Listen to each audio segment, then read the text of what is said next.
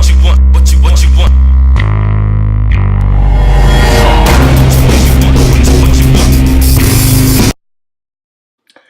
Do It Malta recently held a national cleanup as part of the Let's Do It Mediterranean Land and Sea Cleanup.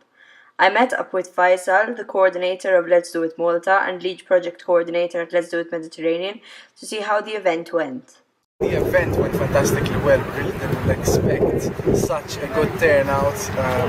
Over 1,200 people showed up to volunteer, to give in their hands to clean with the rest of their friends, their family. It's something that I think is fantastic for Malta to have such a wonderful cleanup happen.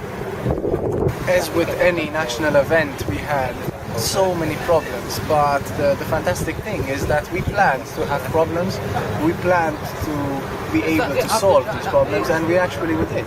So it's fantastic to know that we have a team that can work together on solving a crisis when it comes up. I mean, a crisis can be anything from more syringes than expected, like finding over 35 syringes in one site is something that you really don't expect.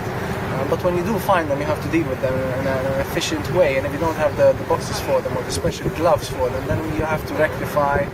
And these are things which you can plan for as much as possible, but the true success comes from being able to change things around and focus on getting the cleanup going in the best way possible. Over the course of one weekend, we cleaned up 3 islands, Malta, Gozo and Comino. I think it's fantastic that 1,260 people all joined in and cleaned up over 28 tons of garbage.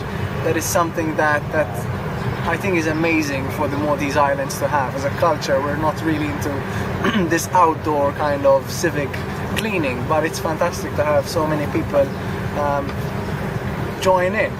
If there's one thing we really can do as a movement, is have fun. Something that is perhaps out of the ordinary for normal cleanup is to have Jack Sparrow joining in, or maybe at a party to have face painting and balloon designs. We try to incorporate different artists which would otherwise make for a boring cleanup, so we really try to make it fun as much as possible. All the movement is about having people join forces, cleaning up, having fun and working together on a common cause. 1,263 people. A lot of them were scouts, a lot of them were girl guides. We had a lot of actually foreign students who joined in, and different sectors, different companies from UN agencies to ministries who were helping us out and actually joined in on the cleanup.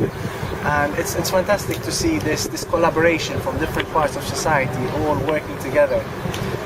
Something that is fantastic is that we're not just, we didn't just do this and now we're stopping. This is our first action. We are here to make an impact, to clean Malta, but more than that is to raise awareness about the problem of trash.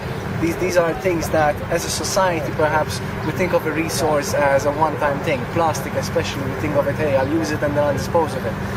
But by doing that, we will end up in a place where it's not ideal for us to be in. Why place ourselves in a situation where it's not so clean, when we can actually have cleanliness? All it takes is doing your part, is joining in on this movement and incorporating what you bring to the table with what we do.